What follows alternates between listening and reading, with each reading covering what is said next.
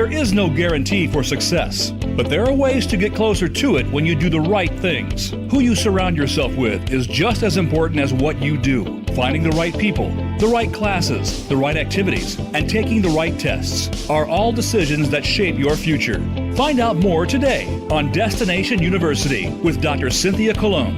Dr. Colon and her guests will give you the tips you need, whether you're a student, parent, or educator. Now, here is your host, Dr. Cynthia Colon.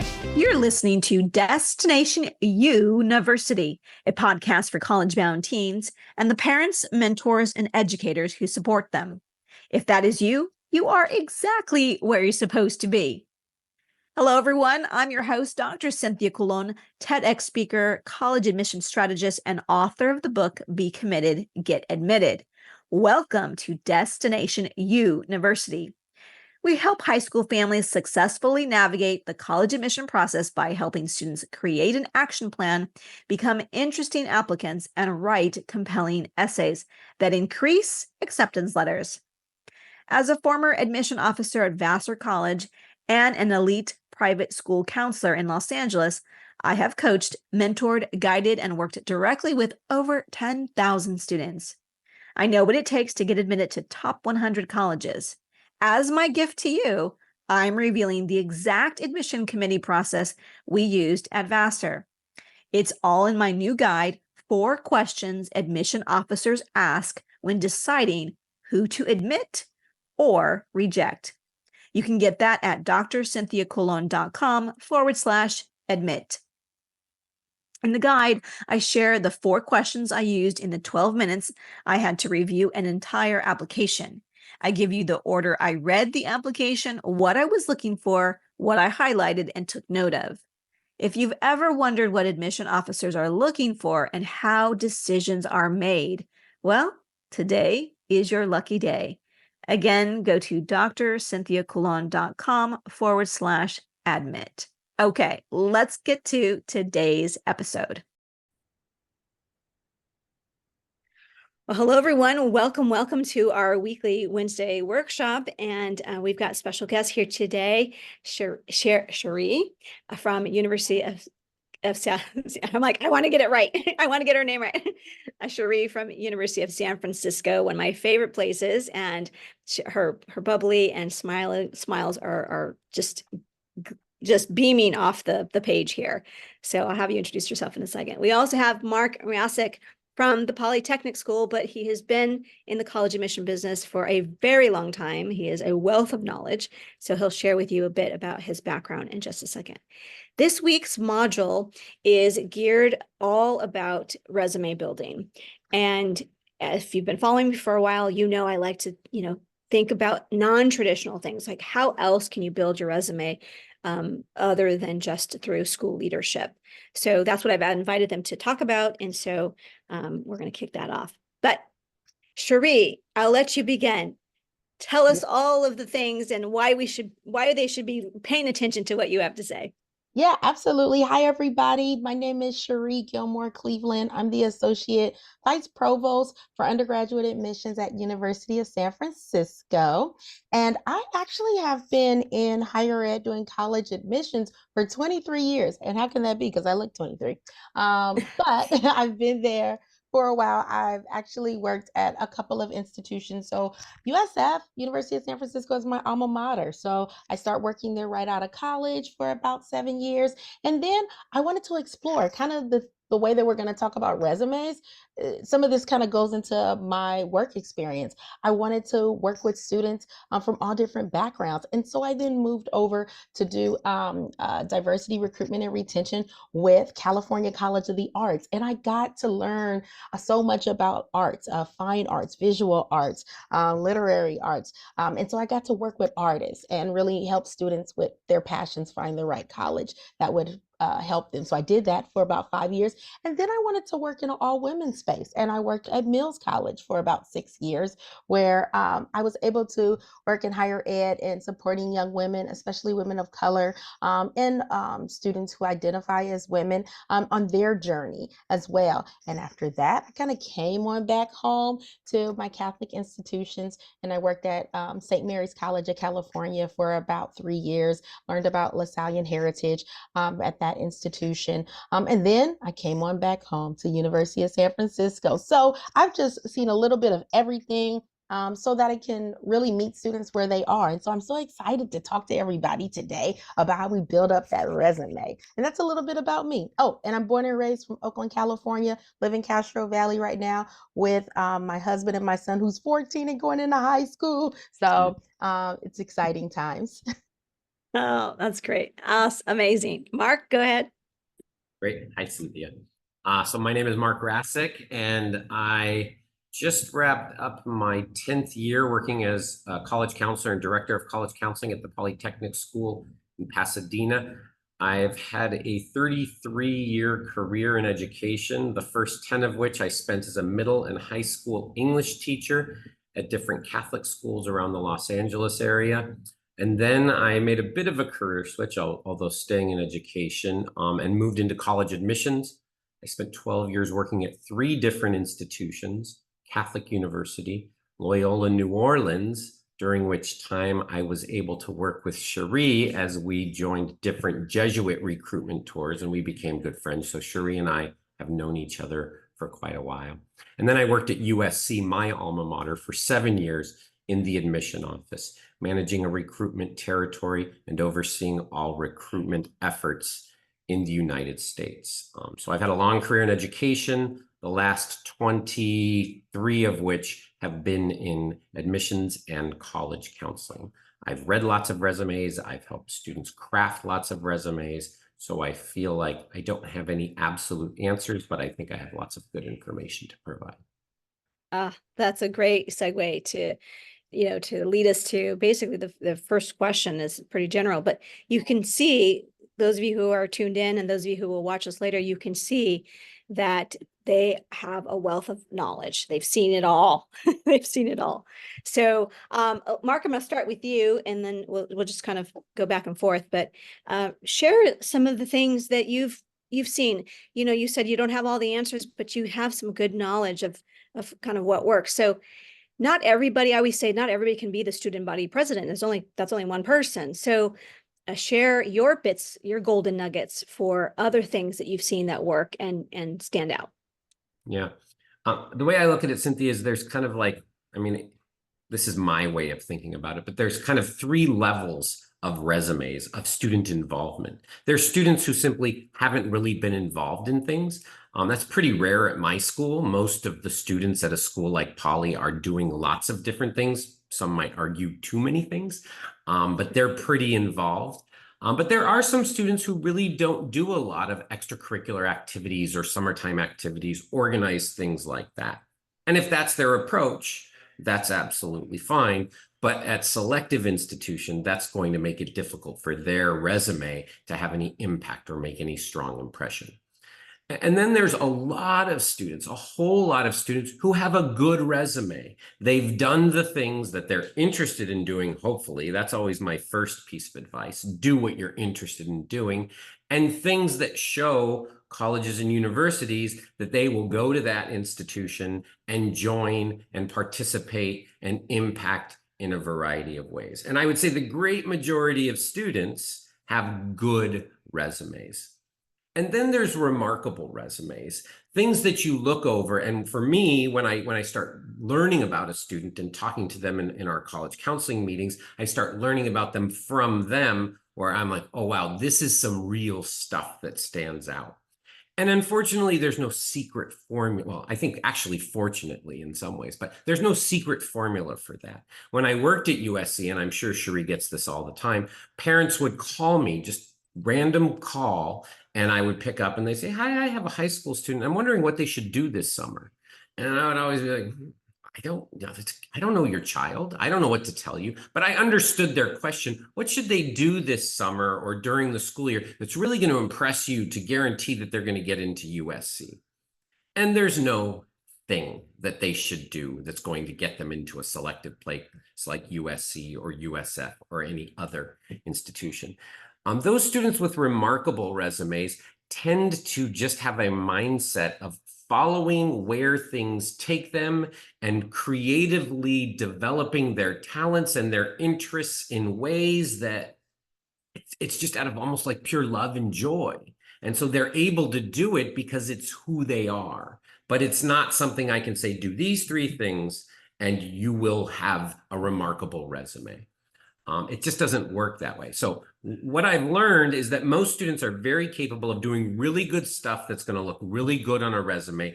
And so long as they're doing things they enjoy, I'm encouraging them, continue to do that. And that there is a subset of students who seem to have the ability, just because of who they are, obviously sometimes the resources, but you don't always need big resources to do remarkable things, but are able to just take things in a direction that really helps them stand out because it's who they are.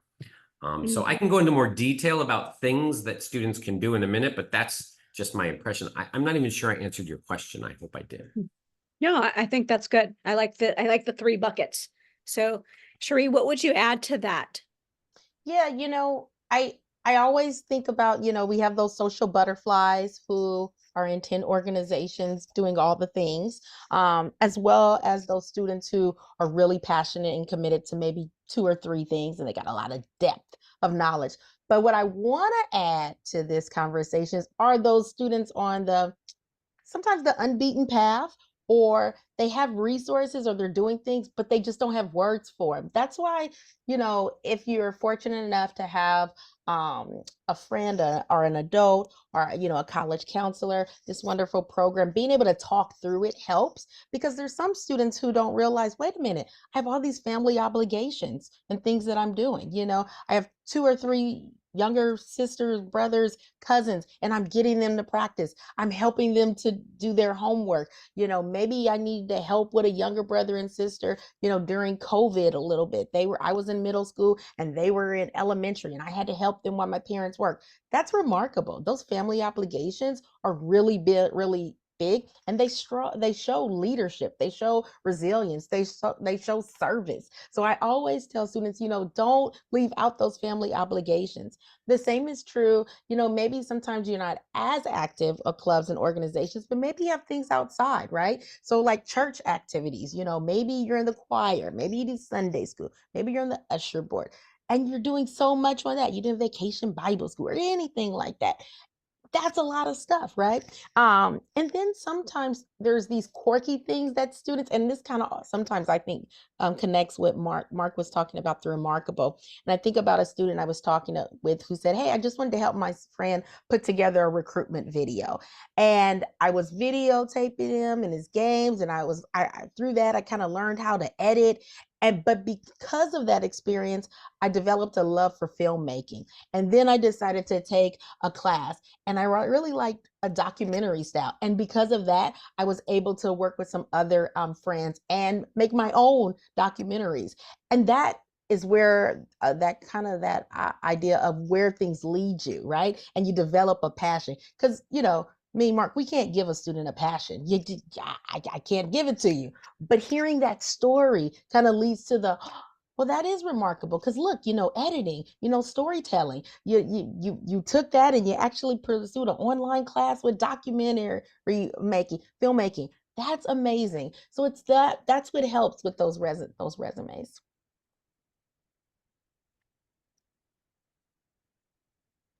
I had myself on mute. Okay. Awesome. So I want to just drive home the point. One of each of you said something, and so I'll ask you to expand. So what Cherie is talking about is often students will forget or don't realize that what they do, or what their responsibilities in the home or for the family, whatever that means, you could be the Uber for the family, counts that definitely counts and should be listed. So definitely think about that. So Cherie, I'll ask you in a minute. I'll ask, go to Mark, and then I'll come back. If you have maybe a couple more examples that you would share. And then Mark, you mentioned you don't have to have, sometimes it's students that have resources and can do all the things and have internships and go to different countries to do things, take advantage of summer programs. But you said, and I agree, you don't have to have a lot of resources to have a remarkable resume. So I'm thoughtful of that. And if you, I'm always one for, can you give me an example? So can you point to a couple of examples that obviously you have to come up with your own passion, everybody, but maybe there's some examples that will help. Yeah, I mean, I'm actually not a huge fan of the expensive summer program. From what I can tell by the way they ask about them, a lot of parents feel like they're almost required of students who have those resources, and they're absolutely not. They're fine. Don't get me wrong. They don't hurt. If a student loves architecture and they want to do an architecture program at USC for the summer, that's great. That's a way to explore that interest. But if all students are doing is taking summer programs, prescribed summer programs, and taking courses, it tends to be repetitive. And it's honestly, at a certain level, it's like you keep taking these courses. When are you going to do something with that? So they're fine, but they are absolutely not necessary. In this day and age, any interest a student has in pursuing, they can take a free course somehow, somewhere. And those are just as valuable. And I tend to think that a student taking a course at a local community college over the summer is more impressive than doing a pre-college program at Brown or at Yale or something like that, because a summer course at a community college is hard. You might not get a good grade in that, where at the Brown pre-college, you're probably going to get a good grade in that because your parents paid a lot of money for it. So it doesn't really matter if you spend a lot of money or you take it at a two-year college or you take an MIT X course online or TEDx or something like that. That's a way to take courses. You need no resources for that except time and the effort and the interest. After that, what I always encourage students to do is with the talents and the interests you have, can you just go look outside in your neighborhood or at your school and see something you can do? Something you can do that allows you to show your talents, share your talents, build your skills, and have some impact with one person, with a larger community. Is there a way you can do that? And that's hard for young people to come up with. But if you can do that, and I'll give you a couple of examples. During the pandemic, I was working with a remarkable young woman, very smart, who had pushed herself in all sorts of directions. But since she was young, she loved birds and she was a big birder, big giant birder. And during the pandemic, like a lot of the state parks were closed and they weren't allowed to gather in their birding group and go out as a group because it was shut down, and birders tend to obey rules. They're obedient people. But she decided that she was just going to go outside. And in her neighborhood, she started looking around and figured out there was a bird species that she could start to just observe. And she spent 3 or 4 hours a day observing this bird species, drawing pictures and taking notes. And she actually observed some things which she was able to contribute to her local Audubon Society leaflet, whatever it is, newsletter, and it turned out she was the first person to ever witness those behaviors. That cost her nothing. She was just had the interest and the willingness to go outside, and the patience. Can you imagine the patience it took for her to do that? And was able to do this. And I know the way she wrote about that in her applications, I know that was remarkably impactful in her college applications. I know it shows a creativity and ambition that goes beyond signing up for a course that you think is impressive because it's offered at a particular college campus. It just shows I do this because I love doing it.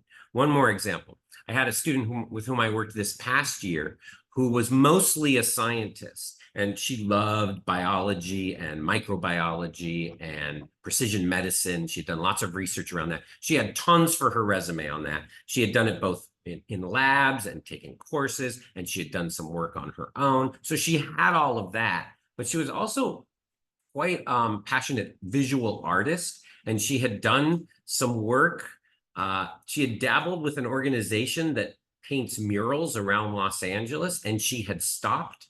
And this was early in her junior year. I said, why did you stop doing that? It sounds amazing. Did you not like it? She's like, no, I loved it. But my parents and I decided I'm a scientist and I need to pursue that. And I was like, my little heart was breaking. I was like, oh, no. And when I told her, if you get into top colleges, like most selective colleges, this is the reason you'll get in. So if you want to, you go join that group again and start painting murals again. And she did. And she had an amazing experience. And I believe that very simple thing of joining a group every couple weekends and helping paint murals, the connections she made with other artists, the impact she had, it was phenomenal. It cost nothing. It cost her nothing except going and spending the time.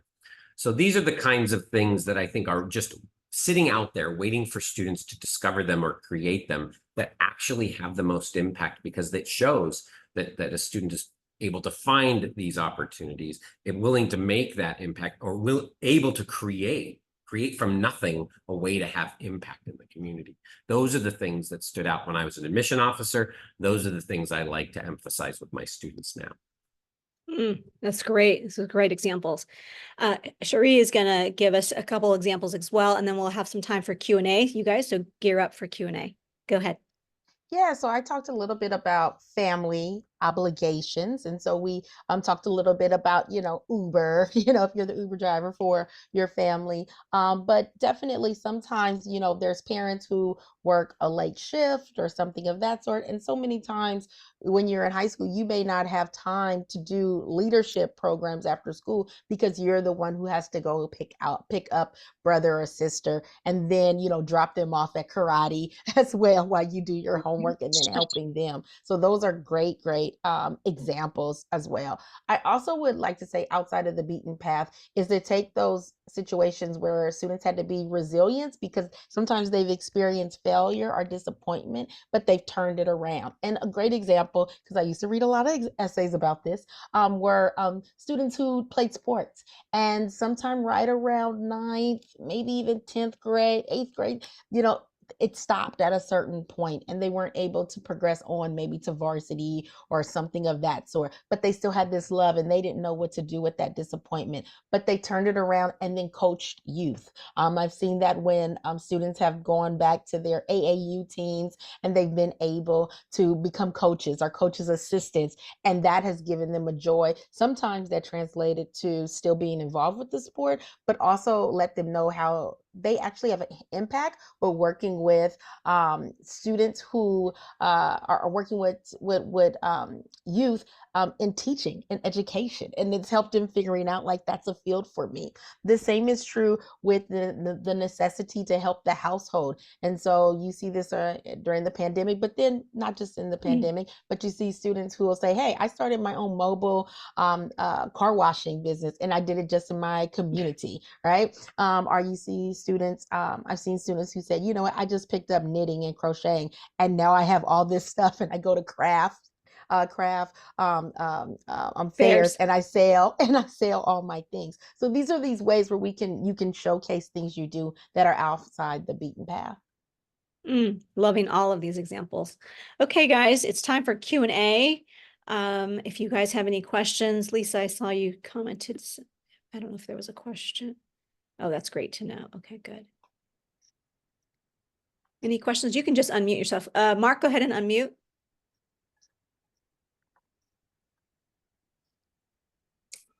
I don't have a question yet, but I'm still thinking of one.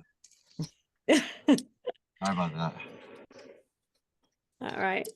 I mean, I just want to reiterate what Cherie said. If you're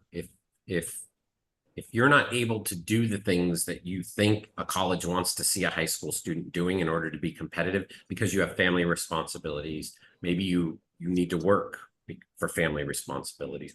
All of those things are super important to colleges, highly respected, and definitely should be a part of your resume. That is a part of your story. And anytime anyone's reading an application, it's all about context. What's the context of your life, of your school, all of those things. So those things are just as valuable as summer school courses or leadership roles within the school. So absolutely important. Okay, great. Go ahead, Mark. If you're ready, go ahead. Yeah, you said it, through impact. I see, like, you're talking through example, you're talking about the bird girl, how she had interest, right? And then she also, her interest, she reaped her rewards by discovering some activity about the bird, some behavior about it, right? So that was her impact of it. I personally have a love for running and biomechanics and whatnot, but this interest of mine, I know that it's different from my peers or people at my school, right? And um, how is impact necessary? Like, do I need quantifiable like results? Because I'm still high school, right? So Yeah. where I feel kind of like a pressure of me to, oh, I need to have results, I need to have results, I need to have results. And what if I just don't have the results, but I have the passion for it, right? Yeah, that's a really good question. Cherie, don't you feel like this whole system puts pressure on students like Mark to feel like they've got to be like already accomplished at the age of, how old are you, Mark? 16, 17? 17. Right. And if they're not, somehow they're not going to go to college. Like that's that. Mark, I'm sorry that you feel that pressure, but I understand why you feel that pressure. Cherie, do you want to try and Yeah, alleviate some of his concerns? yeah, because what I'm thinking about is the adventure that you are possibly experiencing. I almost want to encourage you to, do more marathons and do more running and see where it takes you and the places you can explore. And if you get a chance to, go to another state and do, do a marathon or something. I think about how much adventure that showcases, how much initiative that showcases, how you're able to put yourself out there, and that's what we're looking for, because that's college, right? You're going into classrooms with people you don't know. You're pursuing something, and yeah, it's going to be a little scary. It's going to be a little hard, but you're figuring out your way through it, and that's what you're going to be doing in college and in life. And that is so much better than adding 3 more clubs just because, well, they got out there and they did something, and you're like, I don't know why I'm here. I just stood behind a table. I want to know that you're getting out there and you're living. So, impact comes in a lot of different ways, right? You're creating community, you're finding your community, you're exploring, you're learning about things. That's impactful as well. And it shows how you doing that on a college campus could also be impactful to others that you come in contact with. Yeah. That's a Keep really in good mind, point. Mark, that the student, the bird girl, as Dr. Cologne said in the chat, she did not know she was going to discover anything. She just went out there to do it, partly because there was a pandemic and partly because she loves birds. And so sure, that discovery might have helped a little bit, but it was really about the action of her going out there and doing it that showed the initiative and all of that. So I want to make sure you understand that. And maybe with running, it's not the same thing, but I bet you, do you run as a part of a team for your school? Yeah. Okay. I run, And yeah. are you what year are you? I'm a rising senior. You're going to be a senior, so you've been running for a few years? Few years, yeah, since freshman year. Okay. And have you taken on a bigger role in the team, either official or just kind of as a person for younger runners to rely on? Yeah, team captain. I've also tried to gather a summer program, whatnot, and so I've been Have sending you out ever emails. encouraged a younger runner who wasn't good or wasn't feeling good about themselves? Yeah. Giving advice and whatnot. Mark, this is impact. It might not be in the Audubon Society monthly newsletter, but this is important impact that you have, that you're having in your community. And if that's for one other student who goes on and does that down the line for someone else, you're having impact. So it might not be measurable, but it's impact, and you should feel like you have to be aware of these things. You really have to reflect on the impact you've had and be willing to talk about that, to tout yourself a little bit when it comes time to writing applications in a humble way, but make sure you're talking about those things, because encouraging one young person to keep going and not give up, and you can do this, and I'm here to help you, that is important impact, very important impact. And I know a place like USF would cherish that kind of responsibility. Mm-hmm. Oh, this Thank you. is such good golden nuggets. So I'm going to make sure that Cherie gets her 1 minute to 2 minute elevator speech about USF to give a plug. And then anyone who wants to stay on, I will always, as usual, stay on just a little bit longer to go over some questions that weren't answered, and also go over the hierarchy chart that I use to talk about co-curricular activities. Okay. All right. Tell us why USF. Well, maybe I'll start with why not USF. Well, it's really has the best of both worlds. And I think while it is a college, University of San Francisco is Jesuit Catholic institution, a little under 10,000 students, wide variety of different majors for you in the arts and science, business, thriving nursing program as well, also an emerging engineering program. I think what I love most about it is how the city is our oyster and how we really utilize it as a launching pad for students and innovation. You know, I always say when people say, well, what can I look to? Almost kind of when you're thinking about impact. And I'm like, we're in the mother of innovation. You know, AI is happening right here. And so it's all around you. There's no building and room you need to go into because our students are out in the community and they're doing the things. You know, if it's impact within industry, you get that. But then also in service, whether it is for the student who wants to work at a think tank or in government, or also in service and working to help others or youth or with issues of the day, you have access to that. But you have a place at USF where people know your name, right? Where your faculty are looking out for you. If you're not in class, hey, where you been? And you have people who are gonna hold you.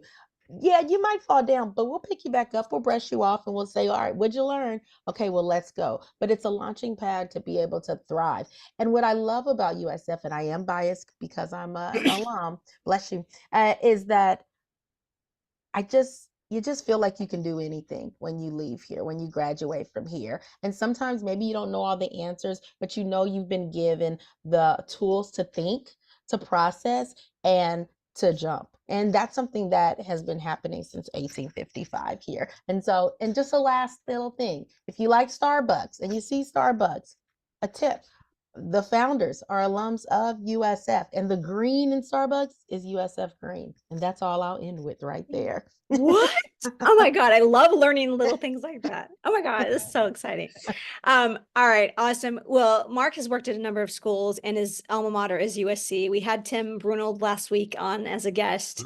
But what would you want to just say anything about any of the schools you've worked at? I mean, I don't think USC needs any more help and they're not paying me anymore. So maybe I'll talk a little bit about Loyola New Orleans just to maybe expose students and parents to a school that's not on their radar. I worked for Loyola for 4 years. It too is a Jesuit institution. I went to a Jesuit high school.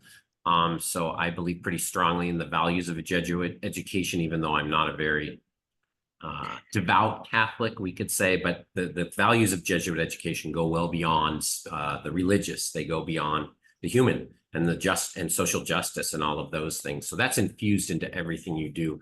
Loyola, I think, is unique and special, partly because of its location in New Orleans and uptown New Orleans. So a beautiful location right next door to Tulane University. And for some of their programs, I mean, just like any Jesuit institution, they do the liberal arts really well, but they have some real nice professional programs, music, industry studies, business, things like that. And they're always about taking what you're learning and putting it into impact within the surrounding area. So you'll rarely find a Jesuit institution that's out in a rural area. It's usually in a city with some amount of need where students can take what they're learning and put it to good use, having that impact in the community. So I have a soft spot for all Jesuit schools, particularly Loyola. I worked for Loyola when Katrina struck and it shut down for a year, which was not the easiest time to recruit for a school, but they've recovered nicely.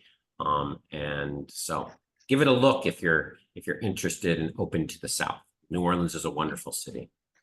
Yeah, I can vouch for that. I think it was because of you that I was on that trip. Oh, you came to that fly-in. That's right. When Yeah. we spent time in that's great. Well, let's blow it up in the chat and give our guests some kudos and snaps. Thanking our guests. Thank you so much. I try to stay pretty true to that 30 minutes, so my apologies for going over just a bit, but thank you so much for giving of your time. And Cherie, say hello to the family at USF. April has been really good to me. So yeah. Okay. Awesome. Hi, Cynthia. And Hi, Mark, Cherie. Nice to see you. Bye. Good seeing you. Mark, Bye. Good luck, I everyone. need pizza. I need that pizza in Silver Lake soon. Eagle Rock. Eagle Rock. Eagle Yes. Rock. Great. Give me a call. We'll meet. Okay. Bye, All guys. right. Here's the truth. For nearly 30 years, I have worked at elite private colleges and/or private high schools. I know what well-resourced families do to ensure college success, and I can tell you, if your child is enrolled at a public or religious high school, chances are she or he is already 5 steps behind. However, today is your lucky day. To get you ahead of your private school peers, I have a gift for you. I'm revealing the exact admission committee process we used at Vassar. It's all in my new guide. 4 questions admission officers ask when deciding who to admit or reject. You can go to drcynthiacolon.com/admit to get your copy. I share the 4 questions I used in the 12 minutes I had to review the entire application. If you've ever wondered what admission officers are looking for and how decisions are actually made, you're not alone. Take action now to get 5 steps ahead and begin increasing those acceptance letters. Again, that's Dr. Cynthia Colon, drcynthiacolon.com/admit. That is all I have for you today, my friends. Thank you for tuning in to Destination University. I'm Dr. Cynthia Colon. If this episode has in any way helped, fueled, or inspired you, please share this episode with 3 people in the next 30 minutes. You can subscribe to Destination University wherever you get your podcast. And while you're there, leave us a review. It sure does help a lot. By subscribing and reviewing, you help to grow the community of informed families across the nation. And if you haven't binge listened to our previous seasons, do it. With each episode, you'll learn a new tip, trick, or strategy for success. Start with episode 1, the one word every parent should remove. You'll learn my mom's secret to ensuring college success for her daughters. And once again, if you found value today, please share this episode with 3 families in the next 30 minutes. I'll be sure to see you next week, same time, same place. Until then, wherever you are, may you have a happy and sunny day. Bye for now.